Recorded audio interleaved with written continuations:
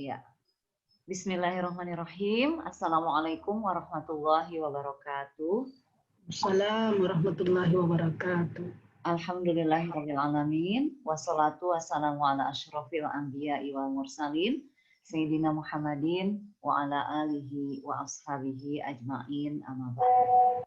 Alhamdulillahirabbil alamin. Segala pujian hanya milik Allah Subhanahu wa taala yang dengan karunia dan rahmatnya pada saat ini kita semuanya diberikan nikmat sehat walafiat, nikmat yang paling indah untuk masa seperti sekarang ini di tengah suasana pandemi yang semakin membuat kita tidak tahu dan tidak menentu suasananya. Namun kita harus tetap semangat. Dan oleh karena itu bidang pendidikan dakwah FKCA berusaha untuk membuat kajian-kajian secara virtual. Kalau kemarin kita berusaha untuk mendokumentasikan video-videonya dengan durasi kira-kira 7 menit satu sesi, dimaksudkan untuk bisa dinikmati seluruh jamaah FKCA, dan alhamdulillah ternyata bukan hanya jamaah yang biasa offline datang yang menikmati, tapi sahabat-sahabat di Facebook bisa menikmati semua kajiannya FKCA. Kalau ini direkam ya, Bu? Kalau ini jangan rekaman tak? Ya. Ya kan? Direkamnya ada recording. Kita bisa upload di YouTube ya. Oke, insyaallah. Baik. Salawat serta salam semoga senantiasa tercurah untuk kekasih hati kita, kecintaan dan kerinduan kita baginda Rasulullah Muhammad sallallahu alaihi wasallam. Allahumma sholli ala sayyidina Muhammad wa ala ali sayyidina Muhammad. Beserta seluruh keluarga, sahabat dan insan-insan yang senantiasa istiqomah di jalan iman. Baik, jemaah kajian FKCA rahimakumullah yang saat ini sedang tergabung di Zoom meeting.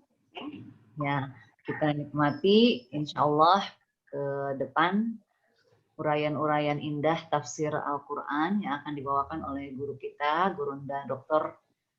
Hajah Amrah Kasim MA, di mana beliau akan mengkaji saat ini adalah Quran Surah At-Taubah ayat 7 dan seterusnya. Ya, mungkin Bunda Del dari Finland bisa membacakan Quran Surah At-Taubah ayat 7 satu halaman ya. 11 ya. Ya. Silakan Bunda Del. Saya unmute. Ya.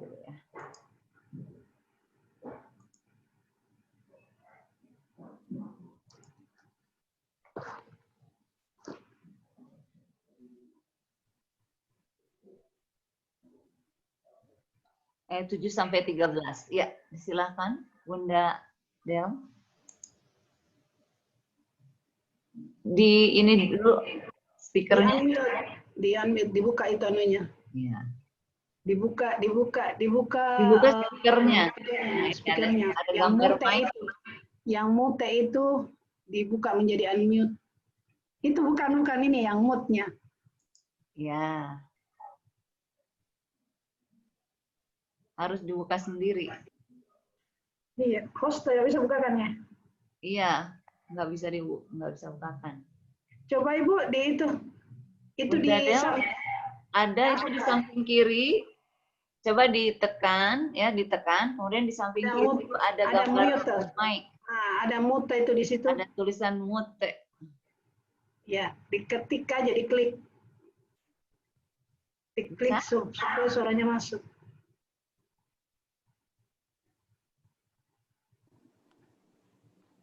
Ada Bunda Del? Sudah? Belum bisa, suara tak masuk kalau kita tidak buka kita nuta. Ya. Mikrofon tak. Tapi itu di sebelah kiri tak. Tangan apa kita pakai ini ya Komputer atau laptop? Laptop kita? Digeser kursornya. Ya, kiri. Terus ada kiri. Ada kiri tertulis mute. Kini ya, itu kita ini dulu digeser dulu kursornya. Paling kiri bawah itu ada tulisan mute. Ada gambar speaker. Belum ketemu ya? Ya. Ya, betul. Ya, Kan silakan. sudah bunyi itu. Mohon maaf, sampai ayat berapa Bunda? Sampai ayat 13. Oh iya. Satu muka.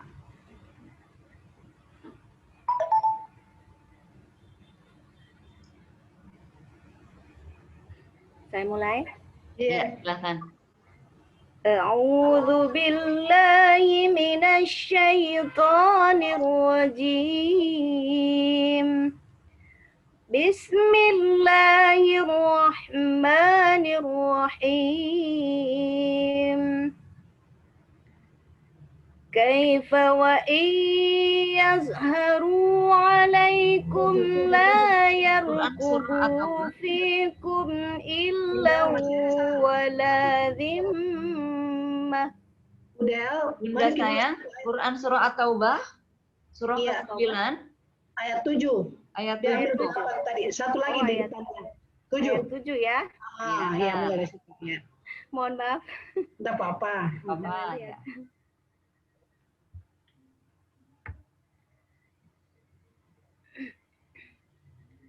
أعوذ بالله من الشيطان الرجيم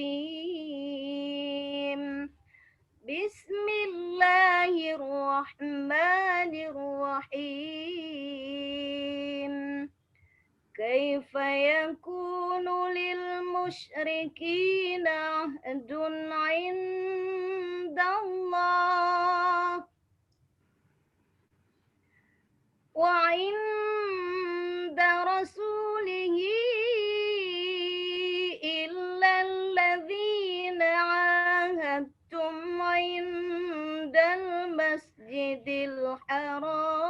الحرام فما استقاموا لكم فاستقيموا لهم إن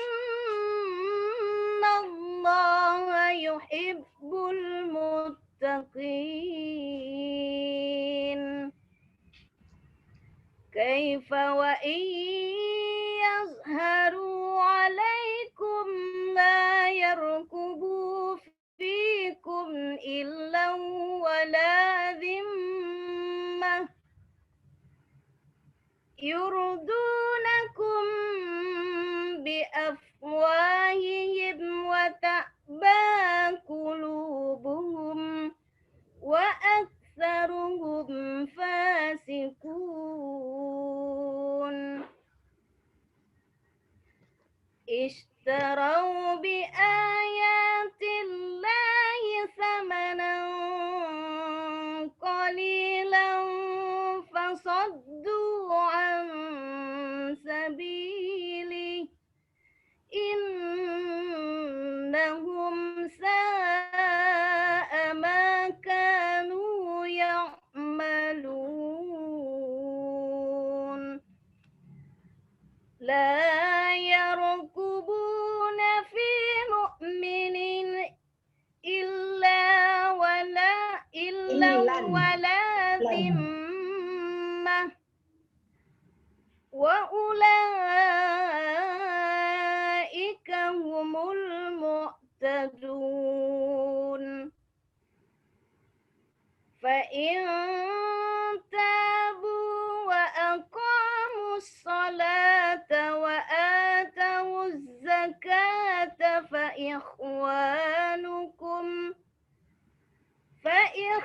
فإخوانكم في الدين ونفصل الآيات لقوم يعلمون وإن نكثوا أيمانهم من بعد عهدهم وطعنوا في دينكم فقاتلوا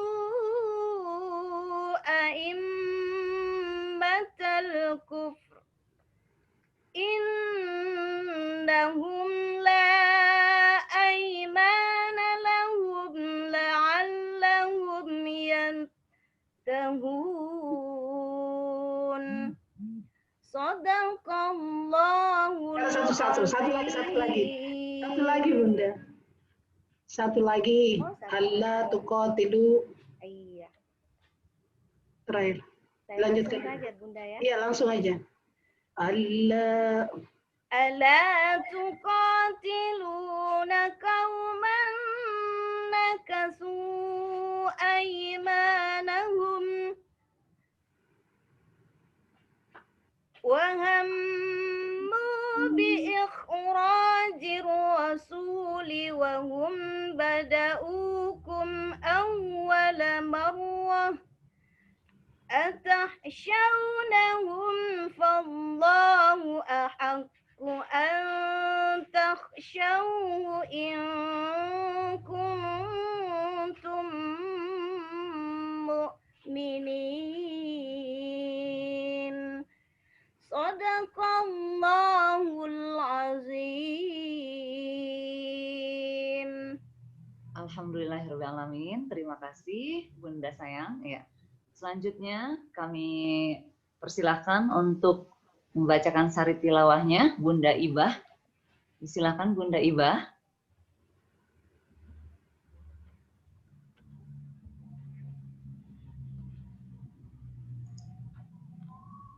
Bunda Ibah, ada?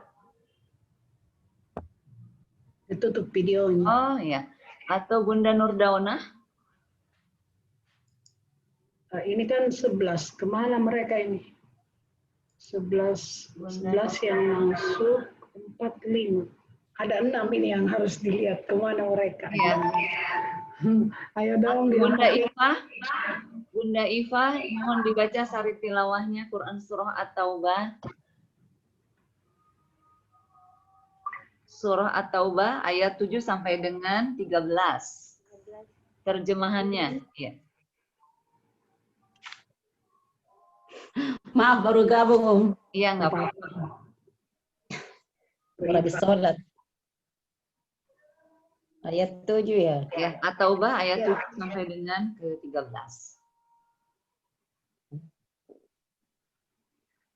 A'udzubillahi minasyaitonirrajim.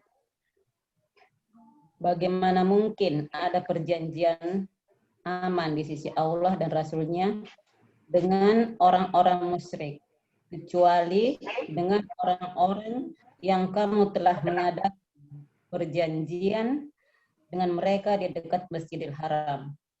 Maka selama mereka berlaku jujur terhadapmu, hendaklah kamu berlaku jujur pula terhadap mereka. Sungguh Allah menyukai orang-orang yang bertakwa. Bagaimana mungkin ada perjanjian demikian? Padahal jika mereka memperoleh kemenangan atas kamu, mereka tidak memelihara hubungan kekerabatan denganmu dan tidak pula mengindahkan perjanjian. Mereka menyenangkan hatimu dengan mulutnya, sedangkan hatinya menolak.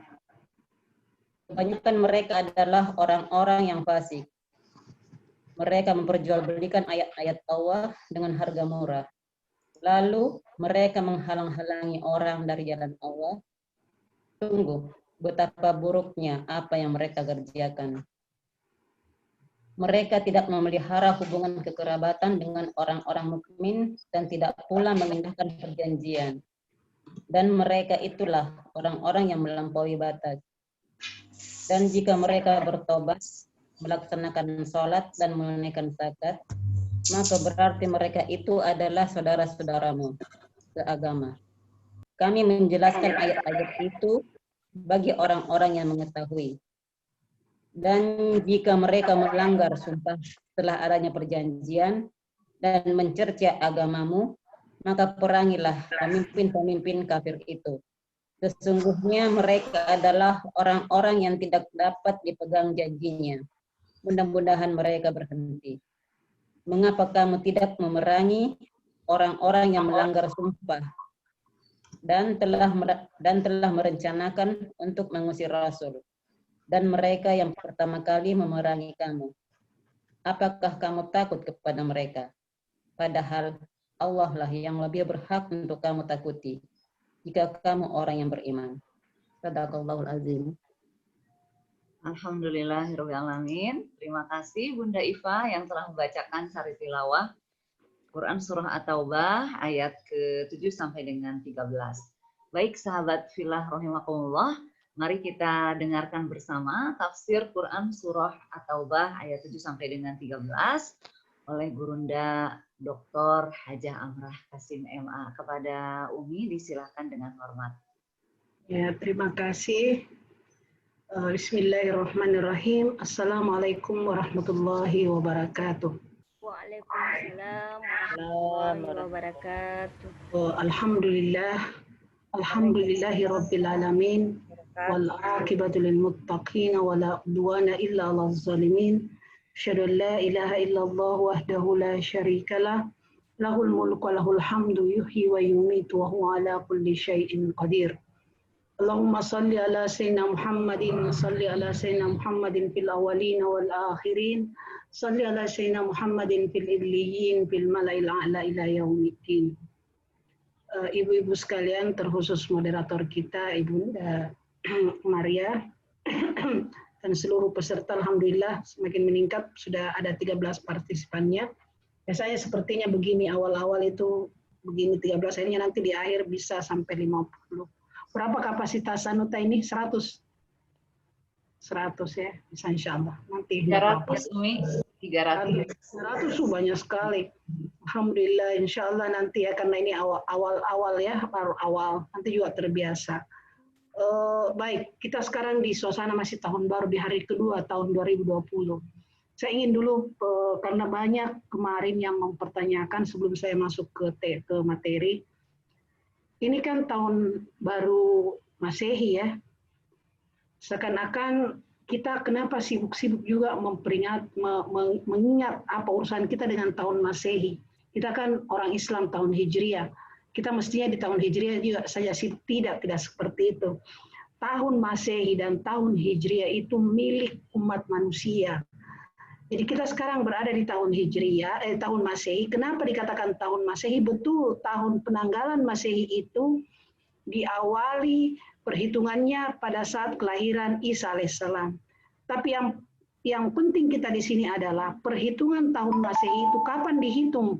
Dan kemudian kita sekarang sudah berada di 2020. Itu yang penting bagi kita. Karena kenapa dikatakan ini orang Kristen? Karena memang Julius Caesar, masanya Julius Caesar yang pertama sekali menghitung perhitungan tahun ini yang berdasarkan yaitu peredaran bulan mengelilingi matahari. Nah itu jadi siapapun orang Kristen, orang Islam, ya kan, kalau hidup di ruang waktu seperti ini wajib tahu, oh kita sudah 2020 tahun ini berada di 2020. Perhitungannya itu adalah berdasarkan bulan mengelilingi matahari. Itu dalam surah Yasin itu. Wa ayatul lahumul lailu naslahu minhun nahara fa izahum muslimun wasyamsu tajri li mustaqarril laha zalika taqdirul azizil alim wal qamara qaddarnahu manasila hatta ada kal urjunil qadim la syamsu yanbaghi laha an tudrikal qamar walal lailu sabiqun nahar kullum fi falakin yasbahun. Itu kalau kita baca surah Yasin, itu memberikan kepada kita bahwa pertama dia bilang tanda-tanda kebesaranku, jadi ayat-ayat Allah di dunia ini ada dua, ayat kauniyah dan ayat yang ada dalam Al-Quran. Jadi ayat Al-Quran itu ayat tertulis, ayat kauniyah itu adalah peredaran alam semesta. Itulah yang kita setiap hari pergantian siang dan malam kita geluti. Allah mengatakan wa ayatul lahumul lailu. Ya, sebagai tanda-tanda ayatku itu adalah malam di mana malam itu siang digeser terjadi malam. Nah, maka kamu gelap. Nah, kemudian kenapa bisa terjadi? Karena peredaran bulan mengelilingi matahari. Nah, itu terhitung, awalnya dihitung berdasarkan kelahiran Isa alaihissalam, maka itu sudah 2020 tahun. Gitu. Yang pertama menghitungnya adalah Julius Caesar. Dia bulan mengitari matahari itu tidak mengitari siapa-siapa, dia beredar pada porosnya itu, dan dia mengatakan wasyamsu tajri li mustaqarril laha. Jadi matahari beredar tapi dia tidak mengelilingi bulan, tidak melihat matahari, dia beredar saja pada porosnya. Siapa yang memberitakan? Itu Al-Quran. Makanya kalau kita membaca Al-Quran itu, membaca surah Yasin itu, coba lihat matahari. Allah mengingatkan kita, ya, kamu berada di waktu pagi, di mana posisinya bulan mengelilingi matahari. Sampai 24 jam itu terjadi lagi siang malam, 24 jam, satu hari lagi. Sampai 365 hari, kecuali kalau Februari 29, 360 hari. Berada lagi 100 tahun. Itu sudah 2020 tahun. Itu kalau tahun Masehi. Yang kita mengatakan tahunnya Kristen, tidak. Kita penduduk bumi harus tahu. Dan kita yakin sekarang sudah di 2020 kita. Tidak ada salahnya kita mengingatnya. Nah, adapun kalau Hijriyah penanggalannya itu berdasarkan bumi mengelilingi matahari. Bumi mengelilingi matahari. Bulan mengelilingi bumi. Ya, jadi dia tidak 360, tapi wal qamara qaddarnahu manasila, dan bulan kami tetapkan manasilahnya, tempatnya itu sampai ketika pada orbitnya ada karurjunil kadim, dia semakin seperti tidak kelihatan kan, seperti tipis, seperti tandang tua. Itu kalau bulan 1, bulan pertama. Itu perhitungan Hijriyah, karena siapa yang menginisiasi pertama sekali perhitungan tahun Hijriah? Ibu Umar bin Khattab. Kemudian patokannya ketika Nabi hijrah. Jadi hijrah itu bukan pada tanggal 1 Muharram, tidak. Dia di bukan Muharram itu pertama hijrah, tetapi patokannya perhitungan Hijriah di 1 Muharram. Ya, jadi itu adalah fenomena alam yang mesti kita baca dan dihitung terus, dan keahlian kemampuan diberikan oleh Allah kepada manusia menghitung itu sampai sekarang kita sudah berapa di Hijriah Ibu. Itu ya. Jadi tidak usah kita kenapa ini tahun Kristen itu, enggak, itu adalah fenomena alam, perhitungan peredaran bumi matahari bulan. Dan kita harus bersyukur pada saat itu. Kalau suatu saat nanti bertabrakan bulan dan matahari, sudah kiamatlah kita. Ya, itu ya sekedar karena kita sekarang berada di awal perhitungan 2020. Insya Allah 365 hari ke depan, kalau kita ini 365 hari pergantian itu. Peredaran bulan mengelilingi matahari. Dan itulah selayaknya ketika fajar menyingsing, kita bersyukur, kita berzikir, memuji kebesaran Allah yang menggerakkan semua itu. Manajemen langit dan bumi itu tidak bergerak otomatis begitu, tapi ada yang pemiliknya, ada yang mengendalikannya, itulah Allah Subhanahu wa taala, sehingga dikatakan dia adalah pemilik bumi dan langit. Malakutus samawati wal ard. Baik, kita masuk ke materi ya. A'udzubillahi minasyaitonirrajim. Bismillahirrahmanirrahim. Kita lihat surah At-Taubah ayat 7. Sebelumnya saya lihat Bu ya, kalau Ibu berhenti di setiap akhir ayat, ini namanya fasilnya itu ya dan nun dan waw dan nun. Ya. Muttaqin, fasikun, ya'lamun, mu'tadun, ya'lamun, yantahun, mu'minin, ya, waw dan nun semuanya. Waw dan nun, ya dan nun itu sama. Waw dan nun kalau posisinya rafa, ya dan nun kalau posisinya nasab. Mungkin saya mau jelaskan tapi panjang kalau saya jelaskan ini ya. Yang jelas ini berbicara tentang jamaah orang-orang. Makanya itu muttaqin, orang-orang yang banyak ya. Kita ulas, kita lihat pertama. Bismillahirrahmanirrahim. Kaifa yakunu lil musyrikina ahdun. Kaifa yakunu lil musyrikina ahdun. Kaifa artinya apa itu? Kaifa. Kaifa haluka? Bagaimana? Bagaimana? Ya. Kalau kita bertanya, itu orang bertanya, apakah selalu bertanya karena ingin tahu? Tidak mesti. Tidak kan? Kadang kita, bagaimana ini? Itu kan bukan bertanya, toh. Itu ya. Tapi apa itu kalau dia bilang, bagaimana ini? Itu apa itu? Seolah-olah, apa ya? Tidak sesuatu yang tidak, ini modelnya ya. Jadi dia tidak bertanya. Sesuatu yang tidak normal. Sesuatu yang tidak normal. Ini persis, ini sesuatu yang tidak normal ini. Mengatakan kaifa, bagaimana? Itu, ya. Kaifa yakunu lil musyrikina ahdun. Bagaimana bisa terjadi perjanjian aman orang musyrik? Artinya apa? Orang musyrik itu orang yang tidak tidak percaya kepada Allah, tidak percaya. Lalu kamu mengambil janji, bagaimana bisa ada janji perjanjian damai? Nah, Ibu kata ahdun ini artinya apa? Perjanjian. Perjanjian dalam Islam itu sesuatu yang sangat sakral dan sesuatu yang harus menjadi acuan bagi kita. Kalau di kitab Taurat itu, Bu, kitab Taurat itu namanya kitab perjanjian. Karena di dalamnya banyak sekali janji-janji. Ya kan, jangan kita meremehkan janji kalau berbuat janji, karena janji itu adalah sesuatu eksistensi dalam diri kita. Orang musyrik itu tidak bisa dipegang janjinya. Maka jangan ada perjanjian damai. Ini Al-Quran mengatakan. Di ahdun yang berarti janji, Bu ya. Makanya Taurat itu perjanjian lama. Perjanjian antara Musa dengan Allah dengan bagaimana memanage kaumnya itu Musa itu. Kemudian datang Taurat, namanya perjanjian baru, Injil.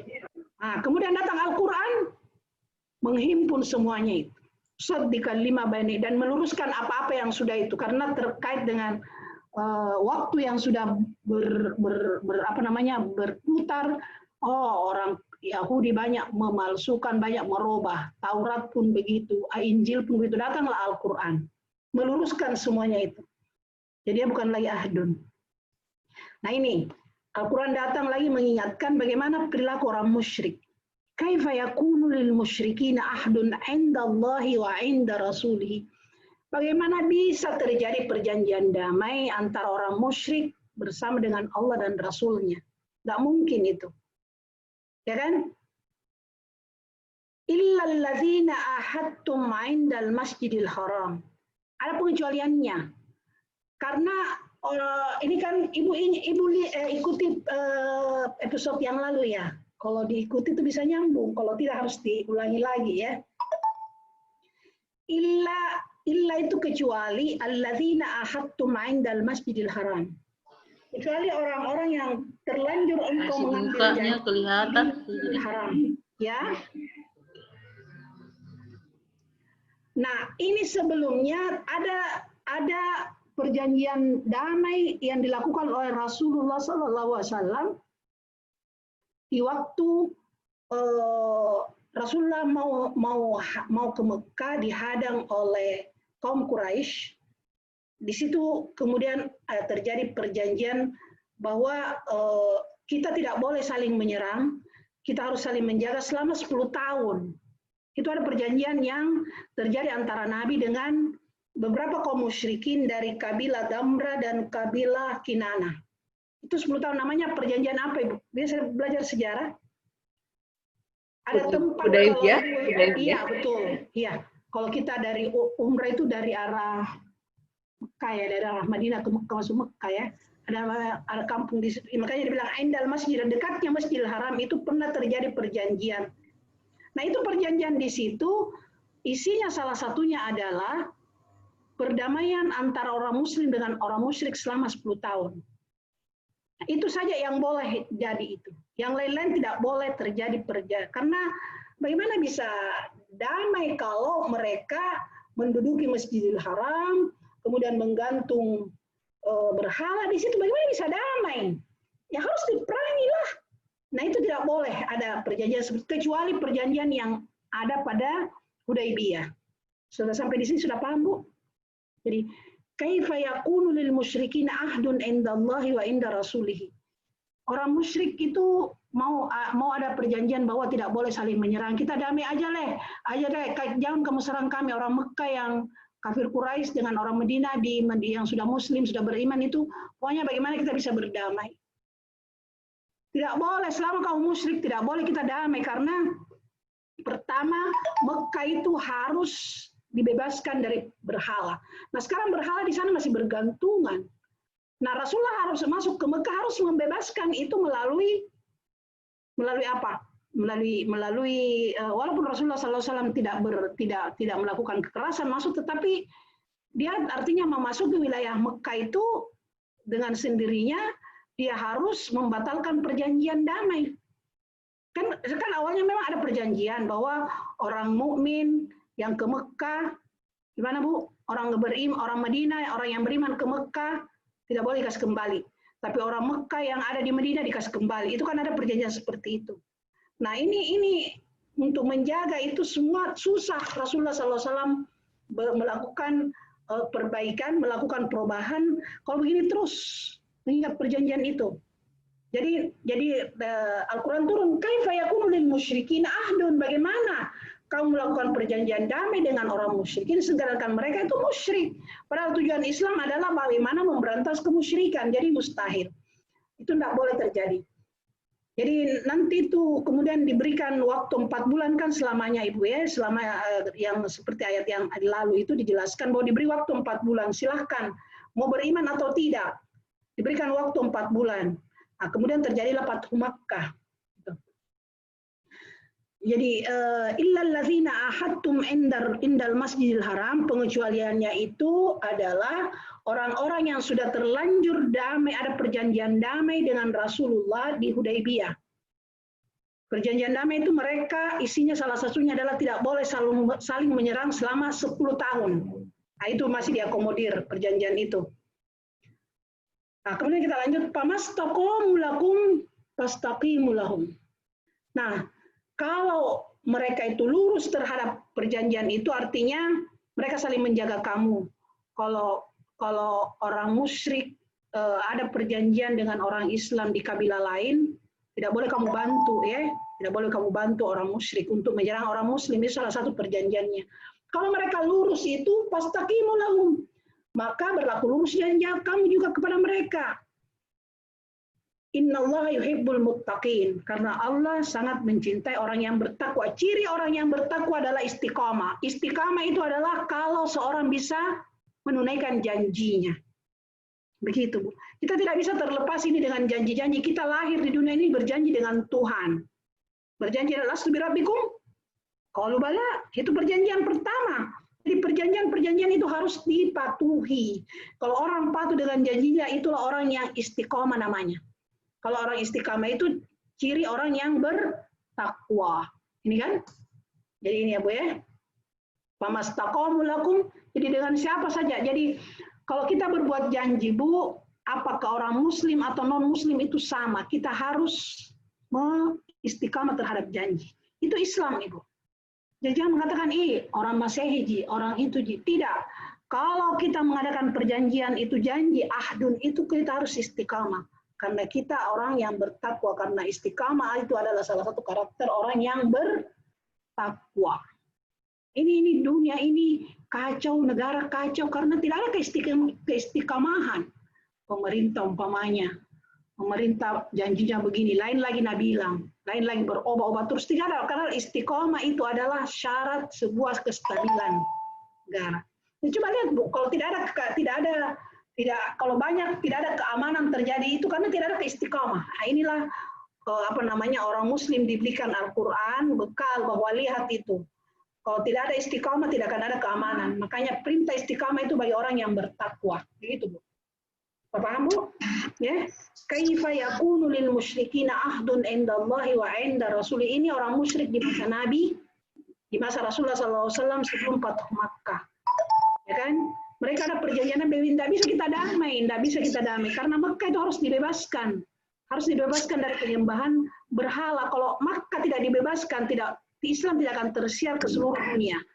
Nah itu perlu ada terobosan dari Rasulullah SAW. Kalau ada perjanjian damai dengan orang musyrik itu harus dibatalkan, karena orang harus masuk ke Makkah. Nah ini maksudnya. Illal ladzina ahadtum indal Masjidil Haram, kecuali orang-orang yang terlanjur melakukan perjanjian di Hudaybiyah, yaitu tidak saling berperang selama 10 tahun. Nah, tetapi itu pun kalau mereka tidak ingkar terhadap perjanjian itu, tidak ada yang menyeleweng dari perjanjian itu, tetap istaqamu. Maka diperintahkan kepada Nabi istaqimu lahum. Innallaha yuhibbul muttaqin. Bapak Bu, ada yang ingin dipertanyakan di sini? Bentar ya, paham ya? Nah, kita lanjut. Kaifa. Nah, ada lagi kaifa. Bagaimana ini? Wa in yadharu alaikum illan. Jadi membacanya ini illan Bu, harus illan, bunyi nun mati, bunyi nun illan, karena kalau illa itu kecuali, kalau illan artinya keluarga. Illan ya sama dengan alu, illan. wala zimmah yurdunakum biafwahihim wa ta'aba qulubuhum wa aksaruhum fasiqun. Coba kita lihat Bu ya. In yazharu alaikum. Apa artinya zahara Bu? Saya tanya dulu. Zahara dari kata zuhur. Kalau zuhur itu kenapa artinya zuhur Bu? Terang, melihat ya. Terang, melihat, nampak, jelas ya. Nah, jadi kalau lahir, zahir, Terlihat. lahir nih. Janin yang awalnya bersembunyi dalam rahim keluar nih zahir mi. Itu kata zahara. Ya, jadi gambarnya dahara artinya nampak, jelas.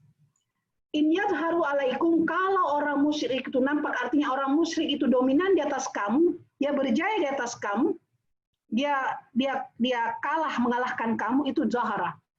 Yazharu jadi dia mengalahkan kamu, dia jaya, dia nampak kekuasaannya atasmu, itu orang-orang musyrik itu begitu dia.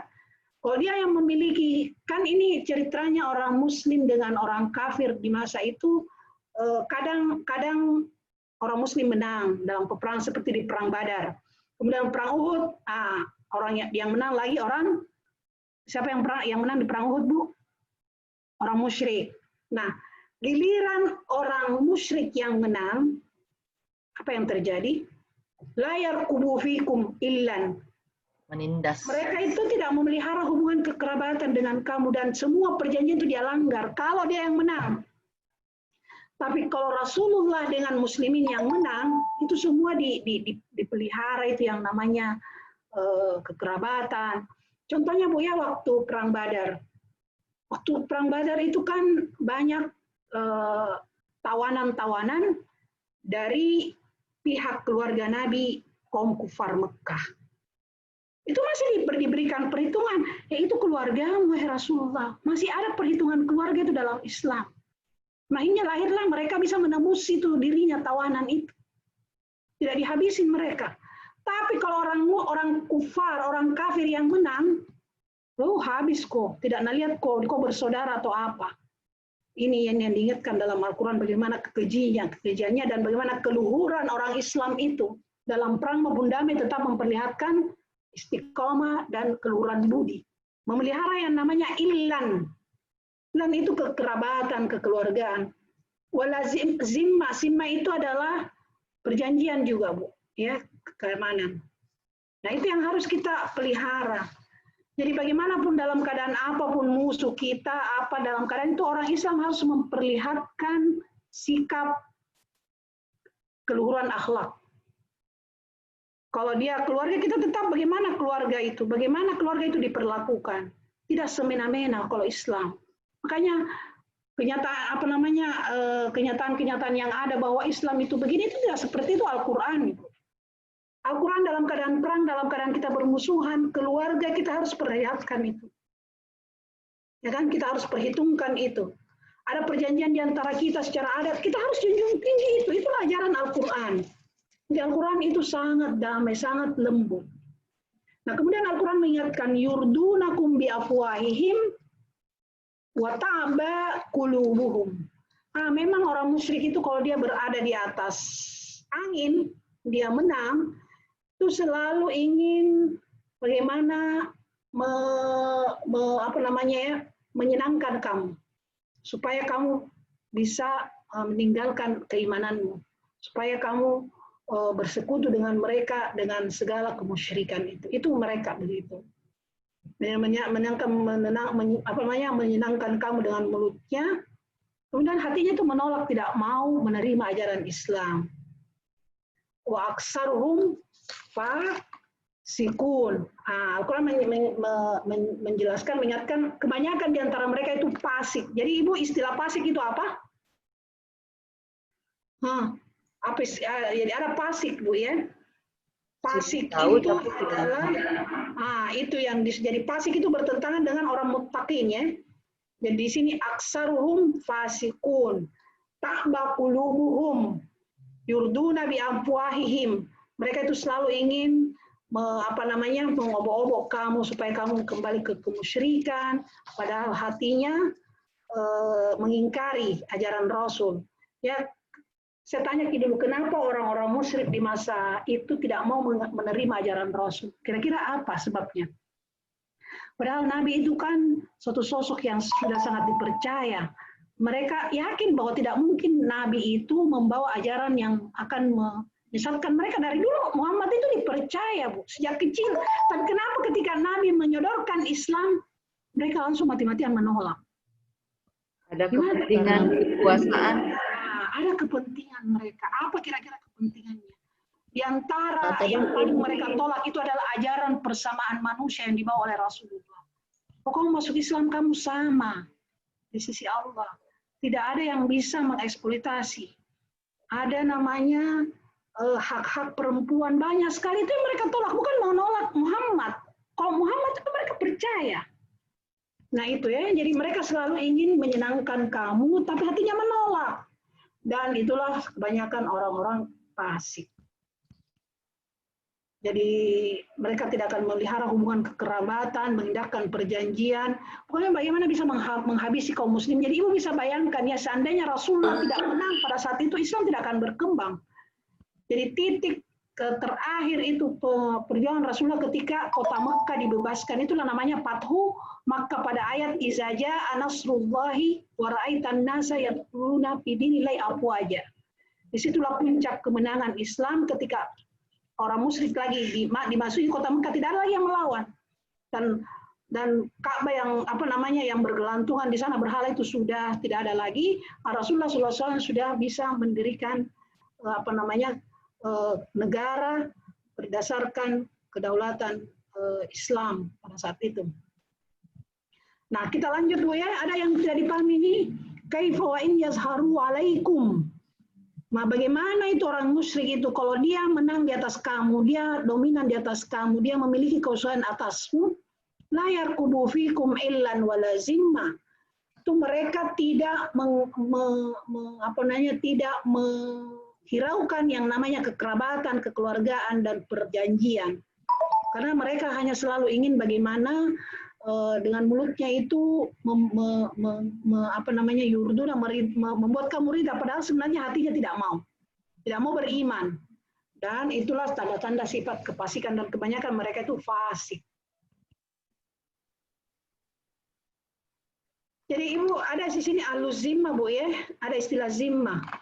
Zimma itu adalah kekuasaan. Aluzimma, umpamanya seandainya kita negara Islam ini, negara-negara orang yang non-muslim masuk ke negara kita, itu namanya aluzimma. Itu tidak boleh diperangi dalam Islam. Kita tidak sekeyakinan, tapi bukan serta-merta kita harus perangi. Kita kalau dia baik itu dengan perjanjian-perjanjian yang ada, umpamanya bayar visa atau apa, itu kita harus berbuat baik kepada mereka. Jadi Islam ingin memperlihatkan bahwa Islam itu agama damai. Damai dengan orang-orang yang penting jangan kamu melakukan penyerangan. Ya. Nah, kita lihat ayat selanjutnya bagaimana, apa sih yang diinginkan mereka itu? Ishtarau bi ayatillahi samanan qalila fasaddu an sabili. Apa artinya ishtarau? Menjual belikan. Kenapa orang menjual beli? Menukar. Memilih. Kalau ibu mau membeli, menjual itu kan ada pemilihannya. Jadi mereka memilih menukar ayat-ayat Allah itu dengan harga yang sedikit. Apa harga sedikit? Dunia dia ganti. Ini banyak ya. Jadi Allah mencela itu mereka orang musyrik karena ishtarau bi ayatillahi samanan qalila. Ayat-ayat Allah digantikan, Al-Qur'an ini digantikan dengan murahan. Apa itu murahan? Dunia. Apa? Saddu an sabilihi, dia mencegah orang untuk ke jalan Allah. Jadi siapa saja yang mencegah jalan-jalan Allah itu adalah jalan yang sangat murah-murahan. Dunia ini ya menggantikan, menghalangi dari jalan Allah, menghalangi orang-orang beriman untuk mengikuti kebenaran. Ya itu dia menghalanginya. Padahal ayat-ayat Allah adalah ayat-ayat kebenaran. Innahum sa'a ma kanu ya'malun. itu buruklah apa yang mereka kerjakan ya. Apa yang mereka kerjakan, tidak memelihara kekerabatan, tidak mengindahkan perjanjian-perjanjian yang sudah dilakukan kepada mereka. Nah, dilanggar mereka ya. Dengan tujuannya apa? Supaya mereka tetap berkuasa di kota Mekah, dengan kehidupan dunia mereka bisa bersenang-senang. Mereka tidak mau kembali kepada ajaran kebenaran yang dibawa oleh Rasulullah Sallallahu Alaihi Wasallam. Nah, itulah perbuatan-perbuatan mereka, ibu-ibu sekalian, yang disebutkan oleh Al-Quran. Tapi kalau mereka bertaubat, makanya surah ini namanya surah apa, Bu?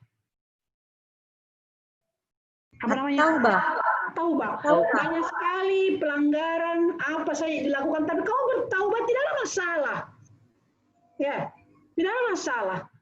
Jadi tidak ada, jangan kalau ada orang berbuat jahat lalu kita kutuk saja, tidak. Allah membukakan kesempatan untuk bertaubat. Ini bagaimana orang musyrik itu, bagaimana mereka dikecam oleh Allah. Tapi fa'in tabu, kalau mereka bertaubat, wa aqamus salata wa atuz zakata fa ihwanukum fid din, maka itu sudah saudaramu. Ciri-ciri taubat apa mereka? Aqamus salah. Kalau dia salat berarti dia bertaubat. Karena salat itu adalah bukti hubungan manusia dengan Tuhan. Terus zakat, di sini tidak ada puasa, tidak ada haji. Yang dimaksud indikator taubat ini dua saja di sini. Waktu zakata ya, kalau dia mau memelihara hubungan antar manusia dengan baik, dia bayar zakat. Kalau dia mengakui keesaan Tuhan, kebenaran Allah, ya dia salat. Itu namanya taubat. Kalau itu dia lakukan sudah, ihwanukum fid din.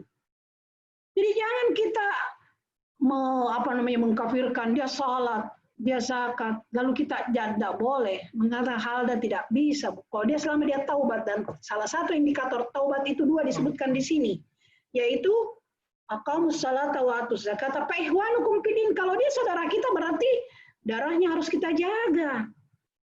Ya, jadi ini yang harus dipahami oleh orang Muslim, bahwa orang Muslim itu sangat-sangat diajarkan bagaimana mencintai saudaranya. Ya bagaimana? Kalau dia saudara kita, dia salat, dia bayar zakat, jangan kita cemooh, kita dicaci maki, tapi dia melakukan umpamanya dosa-dosa pelanggaran lain, itu kita tunggu dia sampai dia bertaubat, kita dakwai dia dengan cara yang baik. Fa ihwanukum fid din, karena itu adalah saudaramu. Kayaknya Bu, kalau kita melihat seluruh ayat-ayat Al-Quran itu tidak ada yang mengajarkan kekerasan, selalu menjalankan damailah kamu, damailah. Hatta orang musyrik sendiri, makanya kita dilarang itu mencaci maki orang musyrik, Bu. Orang musyrik kita caci maki dilarang dalam agama, karena la tasubbul ladzina, jangan kamu caci maki mereka, karena kalau kau caci maki dia akan mencaci maki kembali Tuhanmu. Jadi tidak ada namanya kamu caci maki dalam Islam, tidak ada namanya kekejian dan kekerasan, selalu damai. Ya, damai. Malah yang dikutuk itu kalau orang tidak memelihara kekerabatan ya. Orang musyrik sendiri kalau kita masih ada hubungan kekerabatan di situ, nah kita berkuasa itu harus dijaga. Jadi yang dimaksud fa in tabu wa aqamus salata wa atuz zakata fa ihwanukum fid din. Ya kalau mereka itu taubat, apa indikator taubatnya? Dia melakukan salat dan dia membayar zakat ya. Jadi salat itu hubungan mereka dengan Tuhan baik. Zakat itu dia hubungan manusia jadi dengan baik. Fa'ihwanukum fid din wa nufassilul ayati liqaumin ya'lamun. Demikian kami merinci ayat-ayat kami ini bagi orang-orang yang ya'lamun, artinya ya'lamun mengetahui. Jadi fenomena-fenomena yang ada di sekitar kita ini yang cenderung orang mengkafirkan, justru mereka tidak tahu. Ya. Kalau ada saudara-saudara kita, sebangsa kita yang masih dalam kemusyrikan, mari kita ajak dengan baik. Apalagi orang itu terang-terang masih melakukan salat, cuman dia ada perbuatan yang tidak sepaham dengan kita biasanya, jangan kita langsung bid'ahkan, kita jangan langsung itu, kita ajak mereka. Ya kan? Jadi ibu sekalian, salat dan zakat yang disebutkan di sini adalah merupakan indikator ketaubatan seseorang. Kalau dia sudah melakukan itu tidak boleh, kita saudara kita, dan kalau kita sudah menganggap dia adalah ihwanukum fid din, ada hak-haknya yang harus kita bela, harus ada hak-hak mereka yang kita junjung tinggi. Itu kalau orang paham. Mufassilul ayati liqaumin ya'lamun. Demikian kami jelaskan ayat-ayat kami bagi orang yang mengetahui. Ada masalah di sini ibu sekalian? Ya, kita lanjut aja dulu. Wa inna kathu aimanahum min ba'di ahdihim. Wa ta'anu fid din. Ibu kalau mengaji ada kata in, ini itu artinya apa? Jika. Nah, jikalau ibu makan, maka akan kenyang. Jadi kalau ada in itu, ya, makanya kalau menetapkan makra umpamanya dalam Al-Quran, jangan sejawabannya, tapi seperti ini ya, ada in di depan, itu harus jawabannya adalah qatilu. Ya, ini yang banyak salah ini. Kalau orang tidak paham ini bisa membuat hukum itu berbeda. Contohnya ibu ya, saya berikan dulu contoh supaya ibu, itu kan ibu mengaji. Wa in hibtum alla tuksitu fil yatama. Ada in tahu? Ya. In hibtum, apa artinya? Kalau kamu khawatir tidak bisa berbuat adil terhadap anak yatim, pankihu ma tobalakum minan nisa'i masna wa sulas. Maka kawinilah perempuan itu 2 atau 3. Ini ayat poligami. Tapi mubalik kita tidak paham. Ada namanya in syartiyah, langsung naik di mimbar dia bilang ada ayat bu yang menganjurkan orang poligami. Apa? Pankihu, nakat itu in. Jadi seakan-akan ayat itu menganjurkan kamu poligami. Tidak begitu dong. Ada in di depan, kamu tidak bisa cut itu. Ada prasyarat dulu. Kalau poligami itu dibuka, kejadiannya harus ada, yaitu apa? Tidak ada ketidakadilan terhadap anak yatim. Itu dulu. Tapi kan mubalik kita tidak paham, langsung naik. Ya, masyarakat, wahai umat Islam, ada ini aturan Islam, pankihu. Apa pankihu? Nah, ada in di depan, tidak bisa kokat. Nah, ini sama ini. Wa inna kasu aimanahum. Jikalau mereka itu nakasu aiman, merusak janjinya. Ini kata nakasa ibu perlu dipahami ya. Ini ada dalam orang Makassar itu nakasa. Siapa orang Makassar di sini? Nakasa, apa artinya nakasa? Nakasa. Hari nakasa. Makarama. Ya. Makarama, Ustazah. Karama nakasa ya. Nah, itu dari situ. Tapi ini nakasa artinya Keramat, di sini. hari keramat. Ya karena ada kehancuran di situ. Ada kebinasaan di situ sehingga bukan karena artinya nakasa ya, ada nakasa. Ini innakathu aimanahum.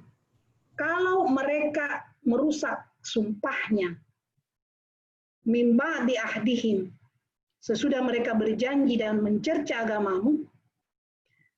Kata nakasa itu artinya sebenarnya itu benang kalau masih berserak-serak bu ya. Katakanlah ini kain ya, ini kain, ini kan hasil rajutan dari benang toh bu. Coba perhatikan bu bahasa Al-Quran. Ini kain ini kan tidak langsung begini jadinya kain ini. Ini ada dari hasil benang-benang yang terajut toh. Nah itu kalau kain ini saya urai, itu namanya nakasa. Ya, paham bu artinya nakasa? Kalau saya urai ini berarti robek gitu, robek. Nah sama di sini innakathu aimanahum. Kalau mereka merobek-robek janjinya, mimba dia ahdihim. Sesudah mereka berjanji, wa ta'anu dinakum, wa ta'anu fi dinikum, dan mereka mencerca agamamu. Nah ini. Jadi setelah mereka berjanji di depan Rasul bahwa mereka mau menjalankan taat beriman, tetapi mereka kembali kepada kemusyrikan, artinya mereka melanggar sumpahnya. Kemudian dia ta'anu fi dinikum. Lalu mereka mencerca agamamu. Baru faqatilu. Perangilah mereka. Jadi ayat ini jangan dibuang sebelumnya baru bilang faqatilu. Islam itu memerlukan perang, memerintahkan perang, tidak begitu. Islam tidak memerintahkan berperang kecuali ada di depannya itu. Apa Ibu? Nakasu aimanahum min ba'di ahdim wa ta'anu fi dinikum. Ya, gitu. Jadi kalau ada mengajak ke perang, tunggu dulu. Apa ke perang itu ada dekat ini biasanya faqatilu a'immatahum, maka perangilah mereka. Tunggu dulu apa sebelumnya ini karena ada nih Paul jawab. Ya. Jadi itu jadi diperhatikan kalau ada in itu pasti ada jawabannya. In tansurullah yang surkum. Jadi ini ya jikalau jadi faqatilu a'immatal kuffar, maka perangilah pemimpin orang-orang kafir itu. Apa dulu yang kenapa dia diperangi? Yang langsung bilang itu siapa namanya? Donald Trump. Perang itu dia kan pemimpin kafir. Mana dalilnya ini? Faqatilu a'immatal kufri. Iya, tunggu dulu memang ada faqatilu a'immatal kufri. Perangilah pemimpin orang kafir, tapi ada sebelumnya. Tengok ke sebelumnya kenapa? In nakasu aimanahum mim ba'di ahdihim wa ta'anu fi dinikum. Itu dulu. Jadi jangan di-cut itu ya, seperti ayat poligami itu. Langsung dia bilang, "Fankihu ma taba lakum minan nisa'i masna wa sulasa." Seakan-akan Islam itu, kawin kok 2, 3, 4. Enggak begitu. Ada sesuatu yang kemudian diperintahkan itu. Kalau terjadi ketidakadilan di antara anak yatim, ada penelantaran, baru poligami dibuka. Fankihu. Tapi ini sayang sekali mereka tidak paham, sehingga yang dia buang itu ada tuh syartinya ya, tidak bisa. Ada syarti dengan jawaban syarti itu satu kesatuan. Sama dengan ini Ibu ya. Jadi saya lihat kembali Ibu cermati, wa innakasu aimanahum, kalau mereka merusak janjinya yang tadinya mereka berjanji mau beriman kepada Allah dan Rasulnya min ba'di ahdihim. Setelah mereka melaksanakan janjinya itu wata'anu fi dinikum, atau mereka itu mencerca agamamu, cala-cala agamamu. Nah, faqatilu a'immatal kufri, maka perangilah pemimpin orang kafir. Yang diperangi dulu adalah pemimpinnya. Jadi kita diperintahkan memerangi pemimpin orang kafir itu karena ada sebabnya itu tadi. Innahum la aimana lahum, karena orang-orang yang melanggar janji itu tidak ada janjinya yang bisa dipegang. Nah, la'allahum yantahun, mudah-mudahan kalau kamu perangi mereka berhenti melakukan itu. Jadi ada Bu. Jadi peperangan dalam Islam itu bukan perkara yang cetek ya, bukan perkara mudah, tapi ada sebabnya. Sehingga jangan dialamatkan kasihan bahwa Islam itu agama darah, agama pertumpahan darah, agama yang keras bengis begitu. Tidak seperti itu. Ya, jadi ada sebab-musababnya.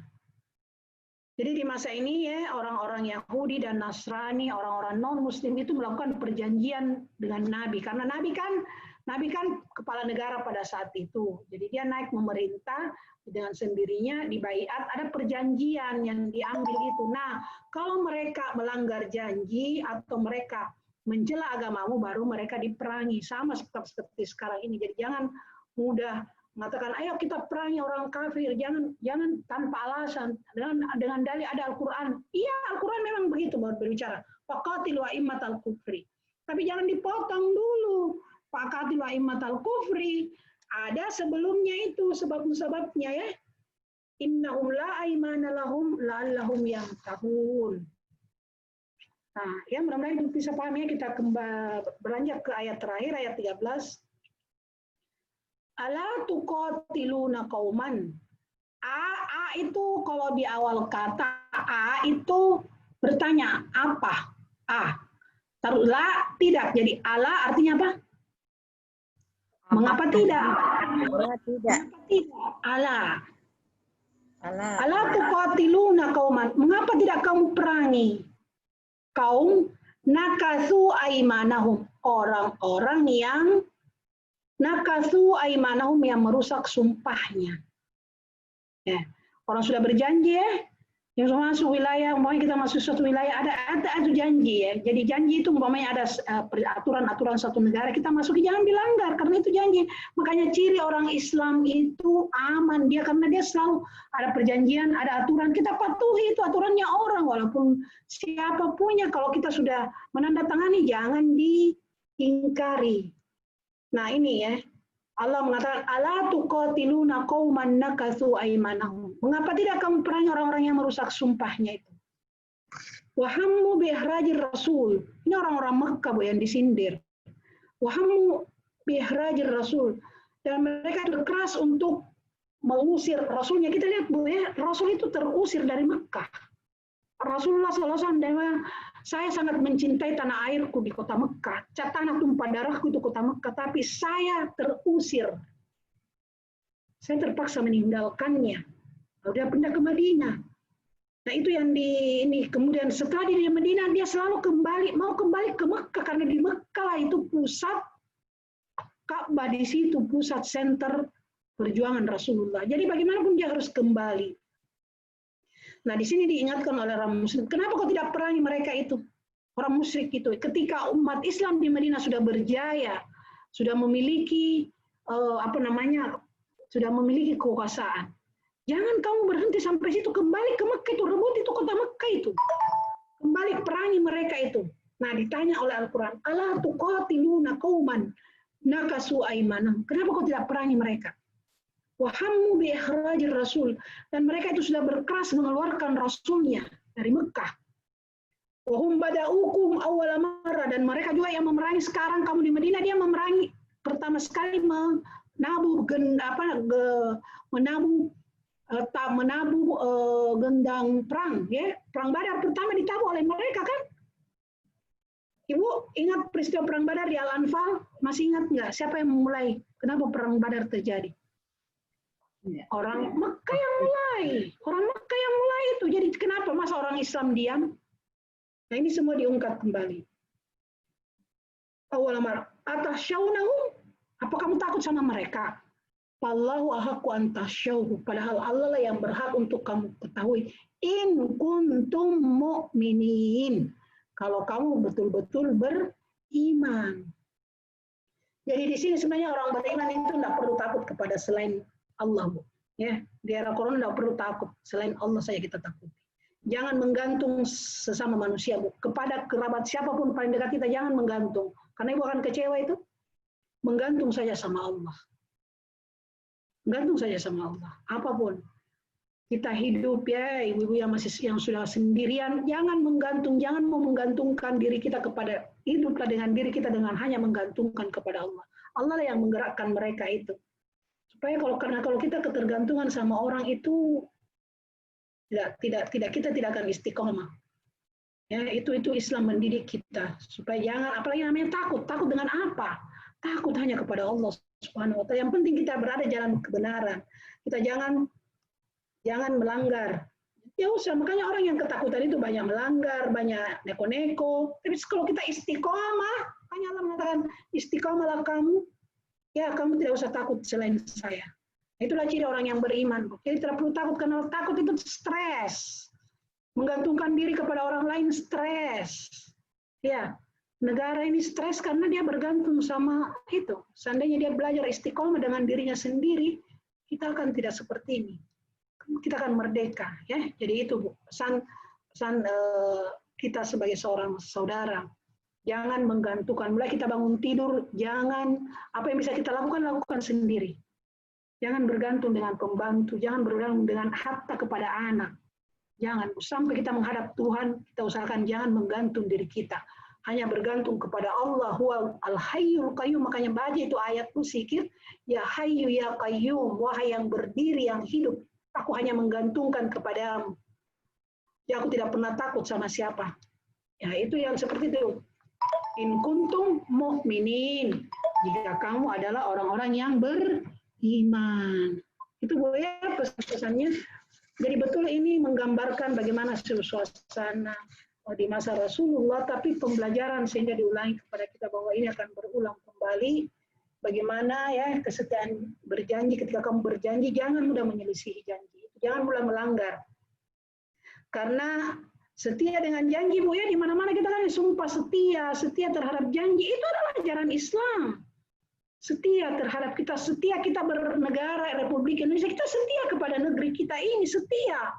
Mana kalau kita sudah mengkhianati negeri ini ya itu sama semuanya. Kita tidak berkarakter seorang muttaqi, tidak istiqomah ya, itu di ayat pertama. Kemudian kita harus berhati-hati dengan musuh.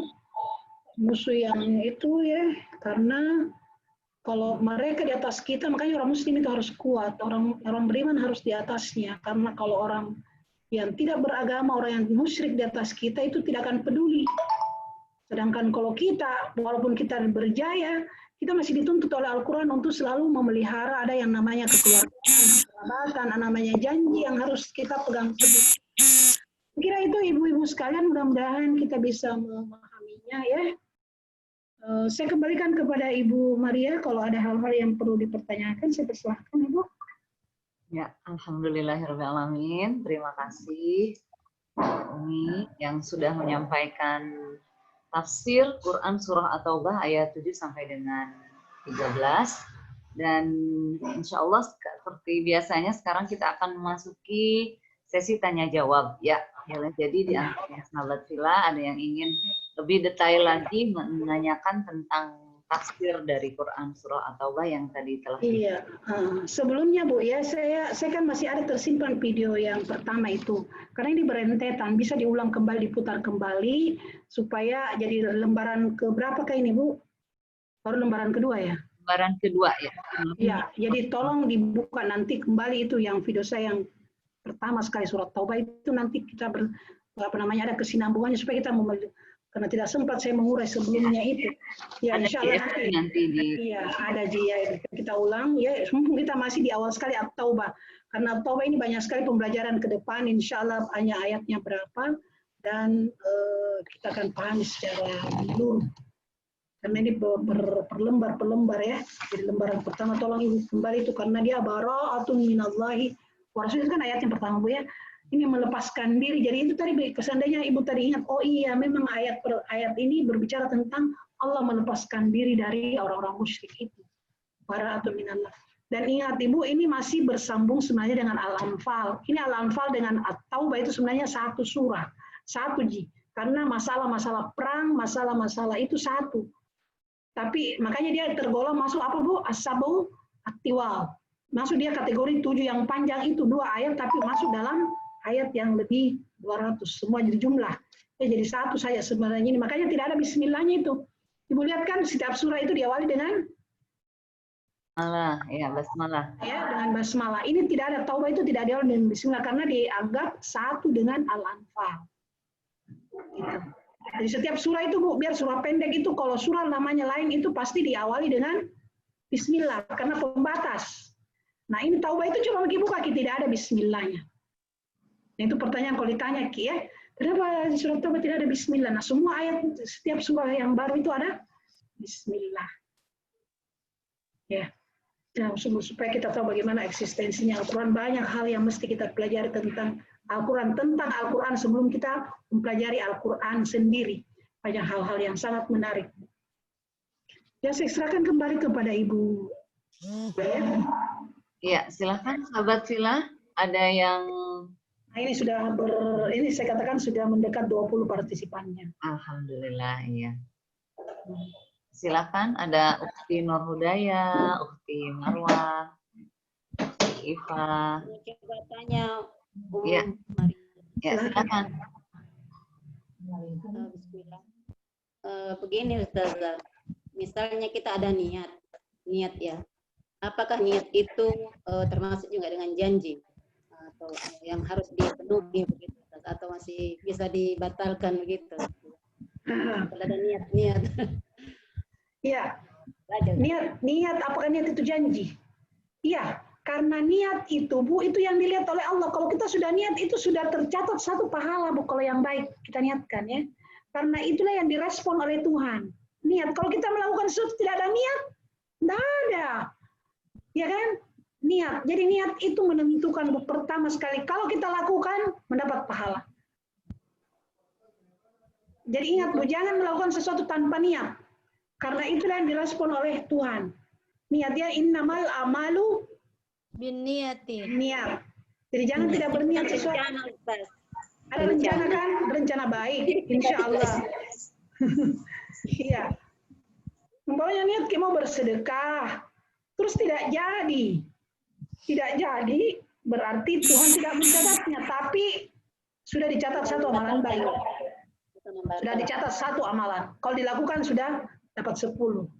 Jadi niat itu perlu sekali. Bukan niat itulah yang memberikan perintah. Itu kan niat di mana Bu ya? Di kalbu, naik di pikiran kemudian digerakkan. Kalau tidak ada niat tidak bisa. Makanya dikatakan innama al-amalu bin niat. Jadi itu Bu ya, berniat. Jadi banyak berniat untuk beramal baik. Jangan, kalau berniat untuk beramal menyakiti orang, ya janganlah. Itu tidak dicatat oleh Allah, belum dicatat. Nanti dicatat sebagai suatu dosa kalau dilakukan. Itu coba lihat itu bijaksananya Allah. Kalau niat jahat yang ada dalam diri kita tidak dicatatkan, belum dihitung. Nanti kalau dieksekusi baru dihitung. Makanya kita harus berniat yang baik. Karena kalau berniat baik sudah tercatat oleh Allah sebagai sebuah janji untuk kebaikan, sudah tercatat. Kalau dilaksanakan dapat 10. Kalau tidak apa-apa. Tidak ada dosa. Tapi kalau niat jahat, nah itu ya. Tidak ada. Itu ya, jadi niat itu merupakan janji kita dengan diri kita ya. Makanya banyak-banyaklah berniat sama dengan nazar apa semua ya, semua itu. Kalau kita sakit, kita bernazar lah. Ya, kalau saya sembuh, apa yang bisa kita lakukan? Insya Allah. Janji sama diri kita sendiri. Selamat, insya Allah. Karena itu yang direspon oleh Allah Subhanahu Wa Taala. Niat kita.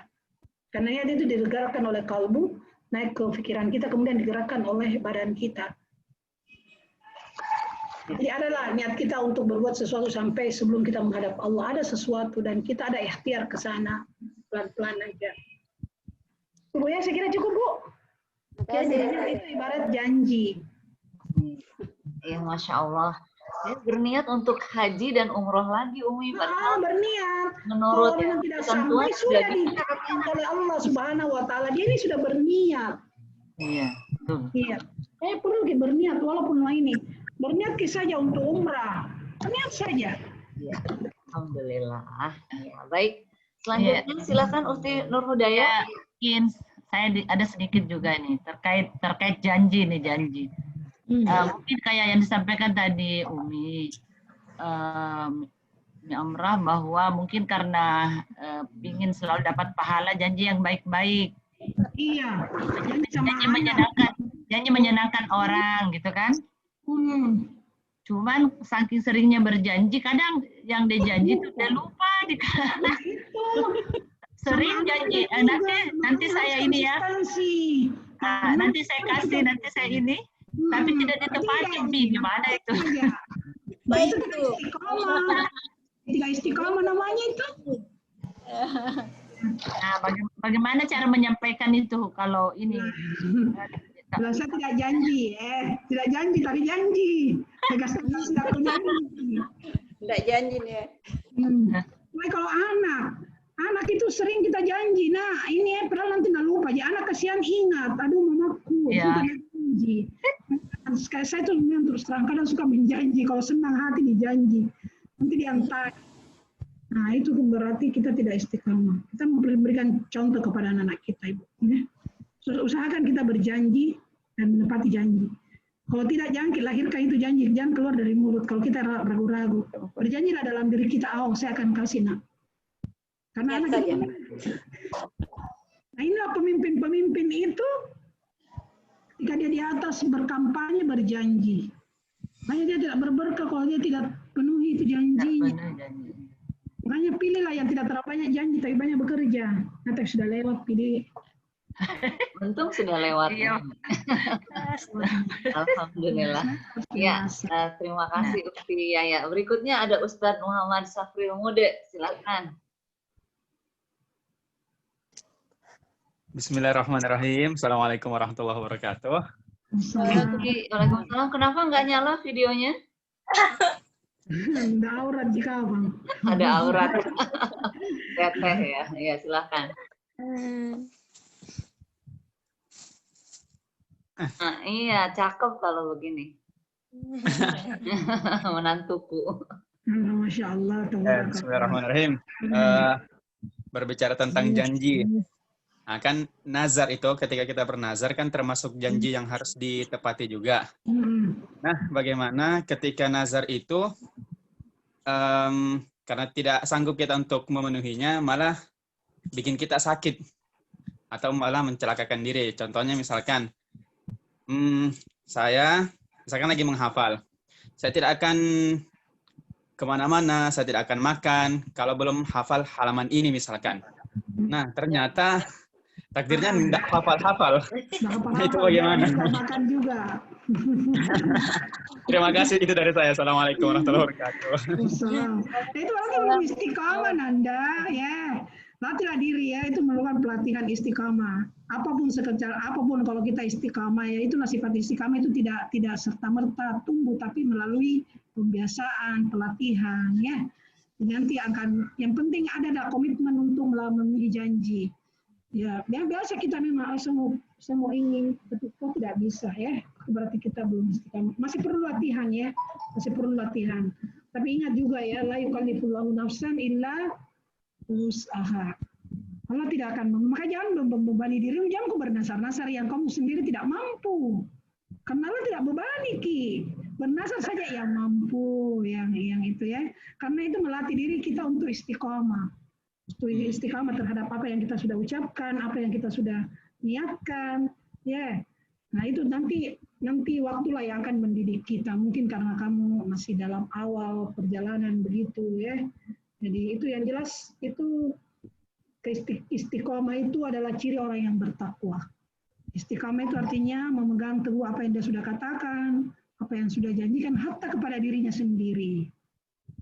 Jadi berpikir kalau mau berjanji untuk diri sendiri, mau bernasar, pikir bisa nggak ya? Bisa nggak ya? Insya Allah bisa. Nah kalau kita berjanji seperti itu dan memang ada kemauan, Allah memudahkan itu. Kalau memang ada, Allah memudahkan itu. Makanya jalani saja, bernasar saja, berniat saja. Ya, iza faraqta mansab wa ila rabbika farghab. Daripada tidak sama sekali tidak ada juga. Tidak ada cita-cita, tidak ada keinginan, itu kan artinya kosong, hampa toh. Ya kan?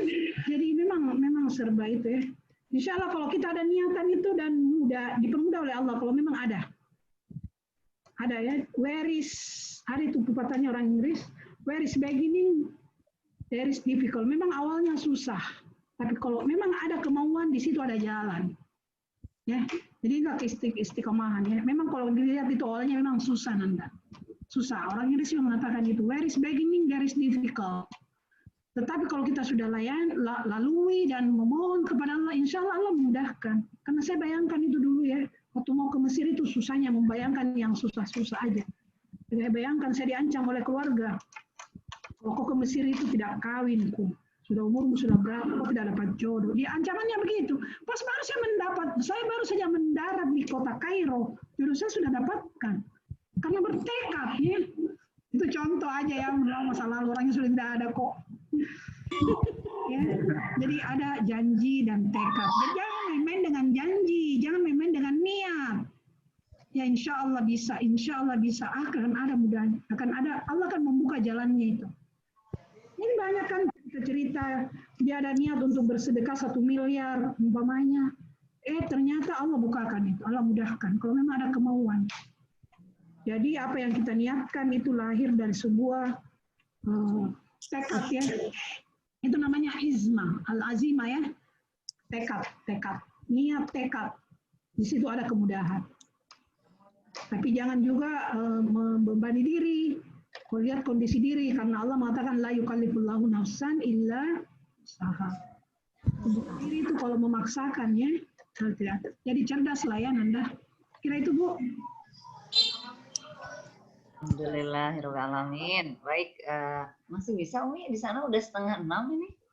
Iya ya. Memang biasanya kita 5:30 selesai kan? Iya. Enggak, biasa sampai jam 6 kalau lagi seru-serunya. Ya. Ada apa-apa. Oh, nggak apa-apa ya. Silakan, mungkin masih ada lagi. Silakan, sahabat Sila. Ada siapa ini Bunda? Cendana manis. Oh iya, cendana manis. Ya, silakan Bunda. Bunda Nadia, silakan. Iya. Enggak. Oh. Menyapa aja. Iya. Tapi Ustazah. Bu Asma. Ya, Bunda Asma. Masya Allah, silakan Bunda Asma. Assalamualaikum warahmatullahi wabarakatuh. Waalaikumsalam. Saya mau bertanya Bunda mengenai ini kan ibu saya lagi sakit sudah 1 tahun lebih kena stroke. Saya mau bertanya apakah mana yang lebih utama kewajiban mengurus orang tua kemudian mengurus suami, mana yang lebih utama pahalanya Bunda? Atau mana yang lebih didahulukan? Mengurus ibu dengan suami yang sama-sama posisinya lagi sakit, yang mana didahulukan? Suami juga sakit? Iya. Kalau yang mana didahulukan, tidak ada yang mesti didahulukan, dua-duanya. Itulah saya bilang, karena ini dua-duanya kayaknya merupakan suatu kewajiban, tapi yang lebih utama. Keridaan dari Allah. Ya ibu sabar aja, jangan mengatakan ini dulu, semuanya dua-duanya kewajiban. Ibu juga wajib, suami juga wajib. Ya lihatlah yang mana yang diprioritaskan, yang mana yang lihat kondisinya Bu, lihat ya. Jangan mengatakan, enggak suamiku dulu, ibuku enggak seperti itu Bu. Lihat siapa yang membutuhkan di situ. Lihat Bu, lihat kondisi siapa di mana dalam suatu hari, siapa yang kondisinya lebih, itu yang kita utamakan. Bukan karena dia sebagai ibu kita, bukan dari sebagai dia suami kita. Umpamanya hari ini suami kita agak mending ya, kita ke ibu lagi lihat. Besok ibu yang ini lagi, lihat kondisinya Bu. Tidak ada yang ini, karena sama-sama dia. Ya, itulah saya bertanya. Jadi jangan punya niat seperti itu, melebihkan di atas segalanya, tapi siapa yang kondisinya membutuhkan, yang lebih membutuhkan. Itu saja. Jadi pertimbangannya adalah ibu kita yang lebih gawat, itu yang kita perhatikan dulu. Suami masih bisa. Kalau pada saat suami kita yang lebih, itu yang kita dahulukan. Bukan atas dasar, dia suamiku, dia ibuku. Kan? Nah itu niatnya. Memang suatu ibu itu sekarang kalau seperti itu diuji. Ujian betul Bu. Kalau dua orang yang paling dekat dengan kita dalam keadaan seperti itu, sekarang kita, tapi jangan ini Bu ya. Kadang saya berpikir seandainya saya, jangan seperti itu. Itu adalah takdir Allah. Jangan kita menyesalinya. Karena kadang juga saya berpikir seandainya saya yang tanggung semua, ya. Nah suatu saat nanti, ya jadi kita lihat saja Bu, kondisinya yang mana yang membutuhkan itu yang kita prioritaskan. Kalau karena kan orang sakit itu ya, dan Ibu harus kalau umpamanya orang tua, kita harus tahu Bu ya, bagaimana situasi orang sakit itu rentan untuk baperan Bu ya. Orang sakit itu sangat bawa perasaan, itu yang kita harus ini, menjaga perasaannya. Mungkin itu yang perlu daya, apalagi seorang ibu. Jangan sampai dia merasa, jangan memperlihatkan perasaan bahwa aku lebih mendahulukan suami saya. Jangan, tapi kita betul, itulah yang saya katakan kecerdasan kita di dalam dan anggaplah sebagai itu sebuah ladang-ladang jalan untuk masuk surga Bu. Itu sudah bisa ada kesempatan untuk merawat-rawat lah. Apalagi kalau stroke, ya bayangkan itu sudah mau digondong sudah tidak bisa bergerak. Ya. Kita harus tulus Ibu. Oh, memang apalagi dia tidak bisa make WC sendiri, kita gendong dia. Jangan sampai anggap itu ya Allah aku bersyukur Engkau memberikan saya jalan untuk berbakti kepada kedua. Jangan menjadikan beban Ibu. Karena kalau beban itu kita merasa kesulitan. Terima itu sebagai sebuah ketulusan. Aku bersyukur ya Allah Engkau mendatangkan ibuku dalam keadaan begini. Aku terima. Kalau begitu kita tulus Bu. Tidak ada yang namanya jijik, kotorannya apa, tidak ada. Kalau ketulusan itu ada. Apalagi juga suami. Jadi yang penting keikhlasan, perlu pengetahuan yang cukup bagaimana merawat orang sakit itu perlu sekali Bu. Ya, ketimbang dengan ibu. Perasaannya itu, perasaan, dia mudah marah, ya kan, dia juga kadang jadai, itu semua kita harus pelihara. Dan ingat, kadang mau dia lus, kadang mau dia apa. Itu kita harus pahamkan, jangan sampai mengeluarkan kata wa imma yablughanna al-kibara indaka ahaduhuma aw kilahuma fala taqul lahumā uffin wa la tanharhuma faqul. Itu kita selalu berdoa, Rabbi itu doa itu Bu, Infirli Rabbilhamni, apa itu yang kamar bayani salia. Allahumma inni Rabbighfirli wali walidayya warhamhuma. Kamar bayani itu doa Bu. Setiap ibu ada keluhan karena memang tidak mudah Bu ya, tidak mudah menghadapi orang sakit itu. Ya, apalagi dua yang bersamaan suami dengan ibu. itu sudah luar biasa. Ketabahan kita. Jadi harus tulus, jangan sampai mengeluh. Kerjakan ini dengan sebuah pengabdian ya, bahwa itu adalah kunci surga bagiku. Kalau gitu ya sudah niat begitu, jangan hanya belajar bagaimana merawat suami. Kalau suami ridha kita, itu ridha Allah. Apalagi orang tua. Jadi saya bilang jangan bertanya Bu, ya pertanyaannya yang mana aku dahulukan? Bukan siapa. Tapi dahulukan karena dia membuka kebutuhannya dan kondisinya. Iya.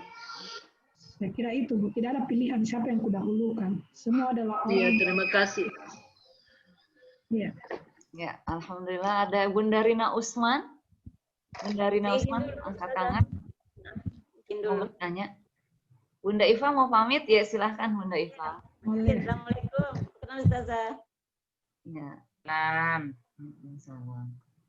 Silakan Bunda Rina. Tadi angkat tangan Bunda Rina. Boleh jadi ada yang ditanyakan. Ada juga Bunda Wahbah. Ya, alhamdulillah selamat datang Bunda Wahbah. Maaf terlambat. Iya. Naik beca jadi terlambat. Terlambat. Ada tadi. Aduh, sehat Jaki, alhamdulillah. Alhamdulillah Ibu. Masya Allah. Saya mendoakan ya. Cantiknya itu backgroundnya. Belajar zooming. Supaya yang apa rantas berantakan di belakang rumah itu tidak kelihatan kalau pakai layar. Masya Allah. Alhamdulillah. Alhamdulillah ya, kerinduan kita terpenuhi sudah. Jadi sebetulnya ada salam dari Anandawati ini Umi, karena Anandawati itu sejak kemarin sudah datang ke rumahnya Bunda Majdah ke Bougainville untuk mengikuti taklim. Oh. Jadi di mana dia? Itu harus perhatian kita semua itu Bu, itu mualaf dan karena Allah hadirkan memang untuk kita ya Umi ya. Iya itulah, semua itu ujian bagi kita semuanya. Tapi kalau sudah ada yang melaksanakan ya, tapi kalau dia terlantar kita kena semua. Kalau sudah itu kan fardu ya, makanya kita tolong kalau nanti gimana dia? Nanti harus diajarin zooming itu Nakwati, biar supaya tersalurkan keinginan bertemu dengan bunda-bunda FKCA, karena bunda-bunda FKCA itu kerinduannya banget untuk Nakwati itu. Iya, senang saya ini Kakak Umi. Iya. Zoom via Zoom. Iya di Dinda Jo, Masya Allah. Iya. Dinda Jo juga sekarang sedang menjaga Pak Isdaya, suami tercintanya, Masya Allah, di tengah pandemi, bolak-balik ke rumah sakit untuk cuci darah ya. Luar biasa. Ya, alhamdulillah, hari ini baik lagi, alhamdulillah. Alhamdulillah, itulah ya, jangan sampai itu saja kalau kita keletihan, jangan sampai terucap sesuatu kata-kata yang katakanlah. Iya, Ustazah. Iya. Saya pernah begini Bu ya, terus terang. Pernah ada ibu yang curhat sama saya, suaminya itu selingkuh. Sakit banget itu ibu, sakit sekali Bu. Malah kawin itu suaminya. Sakit sekali dan saya tidak tega melihatnya. Saya pada saat itu berdoa, ya Allah kalau kamu uji saya, ujilah yang lain, jangan sampai suami saya begitu. Ternyata diijabah oleh Allah. Suami tidak selingkuh, suami tidak kawin. Tapi apa ujiannya? Sakit. Dan waktu sakit itu saya memang betul-betul merasa apa Bu ya Allah seandainya aku tidak, saya bilang ujilah saya karena saking sakitnya itu melihat ibu itu Bu ya, jangan sampai saya juga melihatnya. Saya berdoa ya Allah ujilah saya dengan suami saya, tapi jangan dengan ujian seperti yang dihadapi oleh ibu. Ternyata Allah memberikan ujian ya sakit Bu, dan itulah saya katakan ya, merawat suami itu adalah sebuah dia mau fisik kita, waktu kita, ya semua kita harus cerdas membaginya. Karena kalau suami yang sakit, ya kalau kita yang sakit, kayaknya tidak banyak orang yang korban. Iya kan? Tapi kalau itulah ya semuanya ya kita harus yang terbaik. Gimana nih, kasihan Bu? Doakan, selalu doa. Meninggal dia Bu. Wah, Bu jahat. Iya Ustazah, berkat doanya teman-teman, melalui Umi tim mengajikan 30 juz, alhamdulillah. Berapa kali cuci? 2 kali. Baru 2 kali, toh ada teman saya 2 kali bisa di normal kembali. Iya, amin. Salah baca, kita terus baca surah Yasin semampu tak. Saya itu dulu waktu saya pikir ya saya hanya berbagi pengalaman, Bu ya. Itu Bapak kan almarhum itu sebelumnya kan dia hilang ke anunya toh, mati. Dan saya punya doa itu, saya ingat itu hari-hari yang tersulit bagi saya, Bu. Surah Yasin itu tidak terasa itu sampai 1000 kali saya baca. Sampai 1000 kali satu hari itu, dan betul-betul saya rasa dan diijabah, Bu, karena dia sempat disembuhkan baru dia pulang ke sini dan di sini dia meninggal. Karena itu yang saya bacakan itu dari Yasin itu sesuai dengan niatnya. Niat ya dengan teguh, baca berapa kali saja waktu tayang kosong, dan sambungkan niat kita itu kepada Allah, insya Allah itulah apapun nanti keputusannya itulah yang terbaik kita terima. Jadi jangan kita berputus asa karena Allah yang mengatur semuanya. Sudah kurang lebih 2 tahun ini, Bunda. Ustazah. Saya kayaknya lebih 5 tahun itu saya rawat itu almarhum.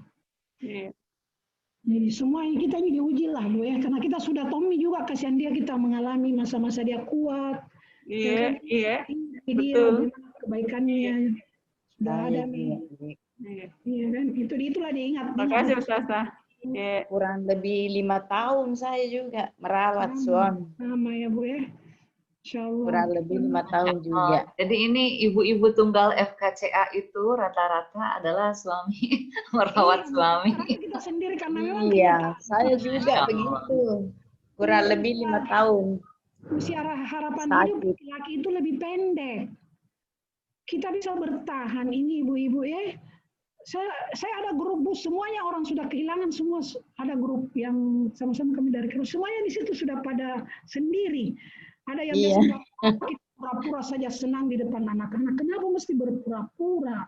Dan kita pura-pura bahagia di tahun baru. Kenapa mesti berpura-pura? Kak, dia bilang hati kami, artinya dia tidak, berarti kamu tidak menerima itu takdir ya, terima dah. Terima itu takdir, itu semua keniscayaan.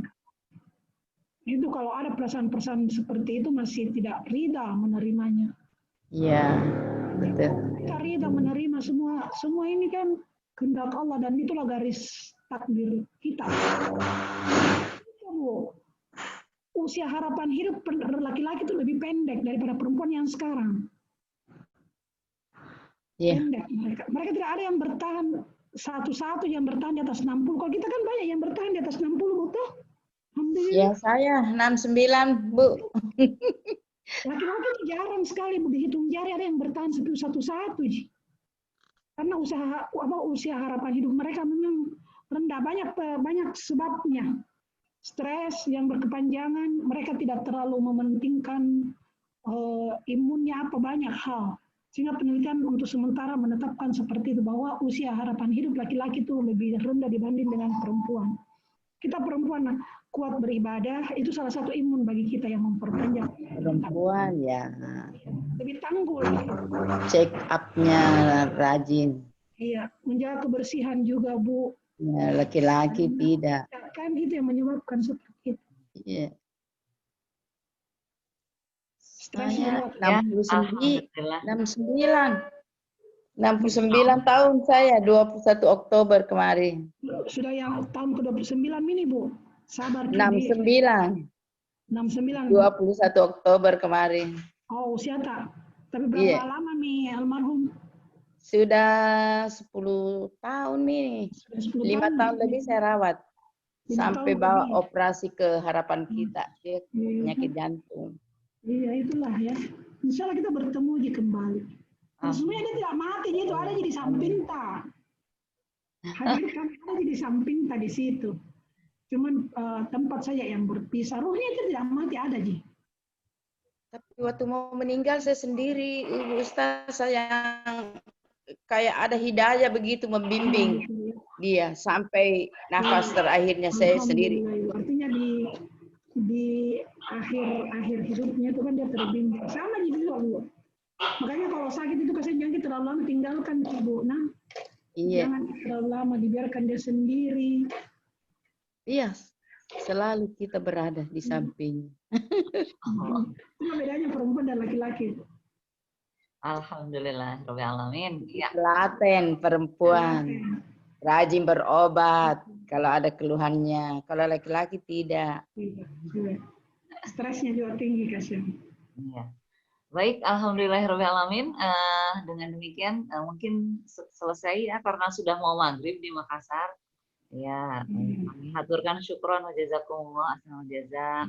Terkhusus kepada Umi Dr. Haja Amrah Kasim MA yang senantiasa istiqomah, tetap setia bersama Forum Kajian Cinta Al-Quran dari sejak 2010 ya Umi ya, sudah 11 tahun kebersamaan kita insya Allah. Semoga kita semuanya dijaga Allah Subhanahu wa Ta'ala.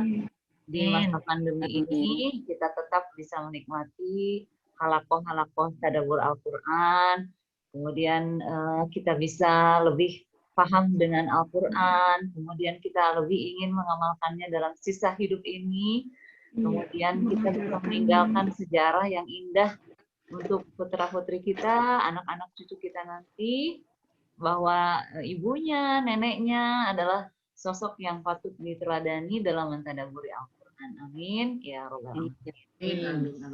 Terima kasih sahabat Villa, kita ada 21 orang yang sudah bergabung di 22 dengan Umi ya. Ya mudah-mudahan bertambah lagi di pertemuan yang akan datang ya. Dan doanya dari Umi, FKCA akan mengadakan rangkaian kegiatan miladnya yang ke-12. Kami mengundang Umi juga untuk turut hadir. Insya Allah puncaknya di tanggal 11 Januari nanti. Jadi daring gitu, daring ya, virtual. Jadi penting di-share saja kita lihat. Kami mengundang AA Gim, namun ini ada ujian juga ini AA Gim saat ini sedang isolasi. Ya, jadi kita bertawakal saja kepada Allah.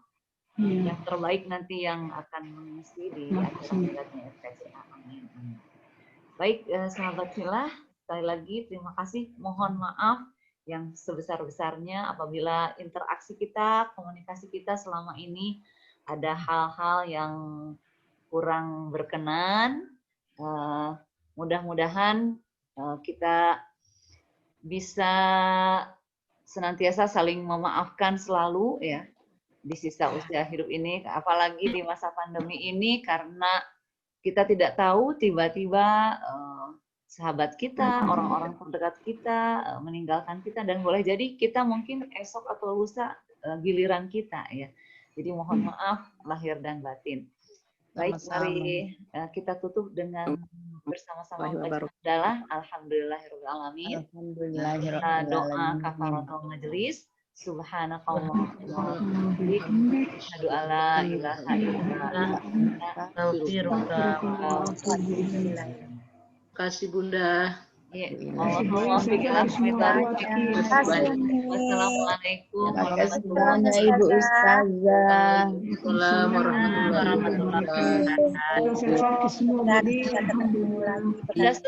bergabung. Baru gabung ya, sudah selesai. Ibu Yaya.